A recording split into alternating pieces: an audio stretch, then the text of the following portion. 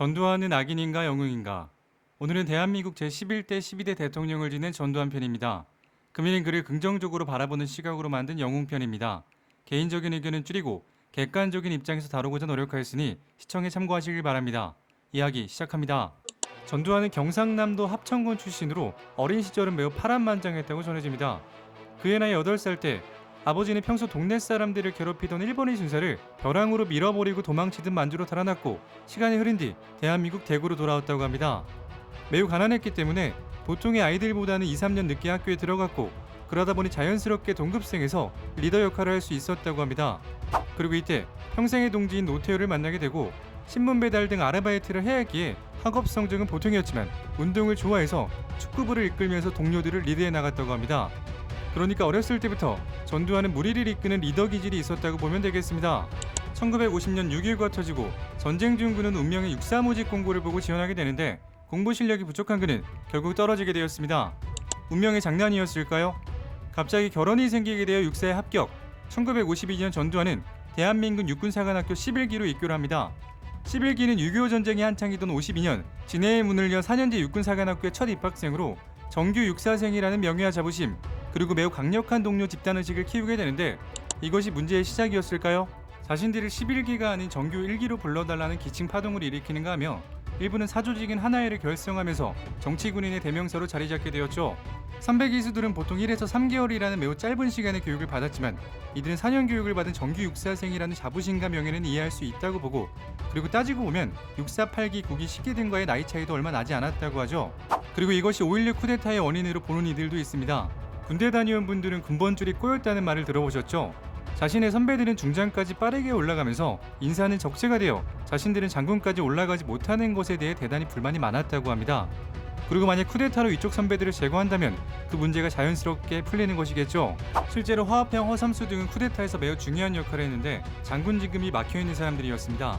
자, 어쨌든 4년 뒤 육사 11기는 156명이 졸업하는데 전두환의 졸업 성적은 126등으로 하위권으로 졸업. 그의 첫 임기는 21사단 소대장이었으며 육사 태능부대를 거쳐 25사단 72연대 중대장을 맡게 됩니다. 그리고 시간은 흘러 1960년 전두환은 육군 ROTC 교관으로 서울대학교에서 근무하고 있었는데 박정희가 일으킨 5.16 군사 쿠데타가 발생하게 됩니다.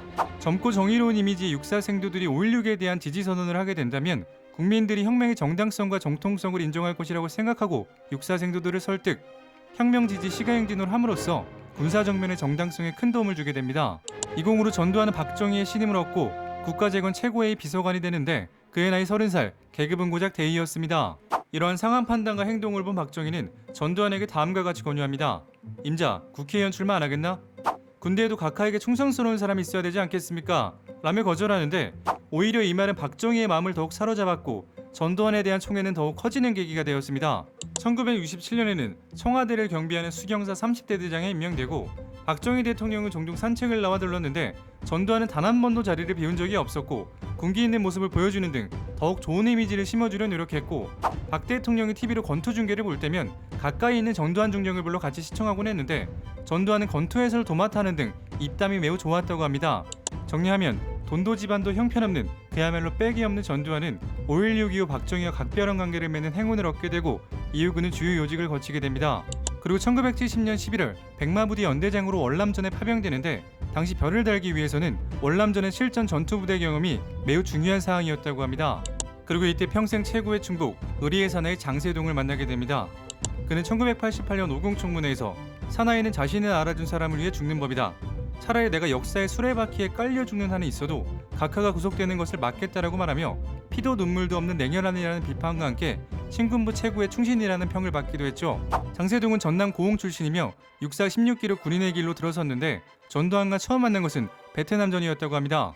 장세동은 베트남 큐넌 북쪽 탄간 지역에서 어깨에 총격을 당하는 부상을 입었지만 전투를 계속하여 베트공을 43명을 사살하고 한개 중대를 전멸시키는 성과를 올려 언론에서도 이를 대대적으로 보도했다고 합니다.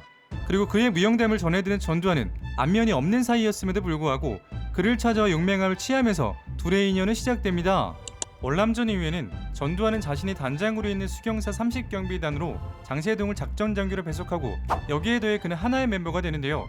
당시 하나에는 경상도 출신 군인들이 주축이었음에도 불구하고 전남 출신의 장세동이 들어간 것을 보면 그에 대한 전두환의 총애를 엿볼 수가 있습니다. 이후 전두환의 신복이 되어 대통령 경호실장까지 무려 18년이라는 긴 세월을 동고동락하게 됩니다. 장세동이 경호실장에 임명될 때의 일화입니다. 경호실장 임명 내용을 직접 읽어보세요. 그리고 임명 대상자가 선서를 하는 것이 보통인데 전두환 본인이 선서를 하는 모습을 취합니다. 내 목숨을 지켜주는 경호실장인데 낭독 내용을 들으면서 내가 직접 선서를 하고 싶었습니다. 이후 장세동은 경호실장과 안기부장으로 재직할 시절 대통령의 신변보호뿐 아니라 심기까지 편안케 해야 한다는 이른바 심기경호를 펼친 것으로 매우 유명한데요. 대통령의 마음이 편안해야 국정도 잘 운영될 테니 심기까지도 경호해야 한다는 뜻입니다. 시간은 흘러 장세동이 권력의 정점에서 내려온 이후 그는 전두환을 대신해 감옥을 4번이나 갔지만 단 한 번도 전두환에게 등을 돌리거나 배신하는 모습이 일절 없었습니다.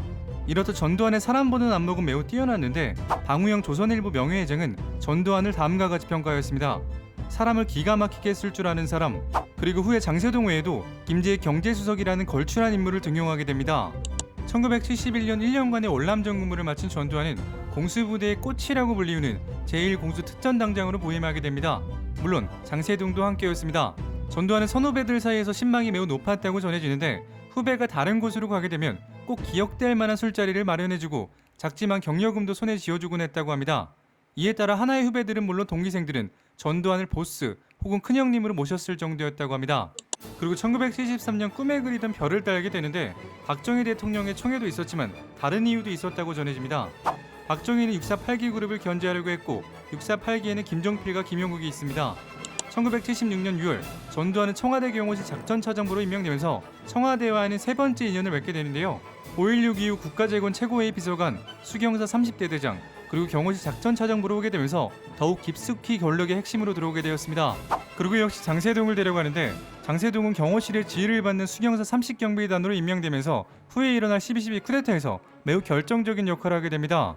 청와대 경호실은 수경사 공수단 경찰들로 구성된 병력을 지휘하고 대통령이 외부 행사에 나갈 때는 현장 책임을 맡는 등 박정희와는 자주 접촉할 수밖에 없는 자리였고 전두환은 이에 적극적이었기 때문에 박 대통령의 신임과 총애를 한몸에 받았다고 합니다. 1977년에는 동기생 가운데 최초로 육군 소장이 진급, 보병제 1사단장으로 임명되고 북한의 땅굴을 발굴하면서 5.16 민족상을 수상하기도 하는 등 동기들을 따돌림이 앞서 나가기 시작합니다. 1979년 3월에는 운명의 보안사령관으로 전격 발탁, 군 요직 중의 요직을 차지하게 되고 사단장이 곧바로 보안사령관에 임명되는 매우 드문 승진을 하게 되죠. 보안사는 군부의 쿠데타를 방지하고 북한 간첩들을 체포하는 등 국가 안보를 위한 기구로서 대통령 한 사람에게만 충성을 바치고 다른 모든 사람들 위해 군림할 수 있는 절대적인 권력이었습니다.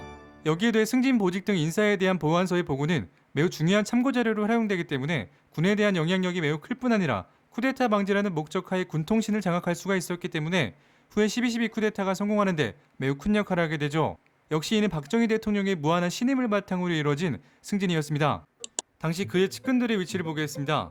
노태우는 육군 제9사단장에, 김복동은 경호실 작전차장부로, 화평과 허삼수는 보안사 핵심부서, 장세동은 수경사 30경비단에 있어 전두환 보안사령관은 실세 중에 실세가 됩니다.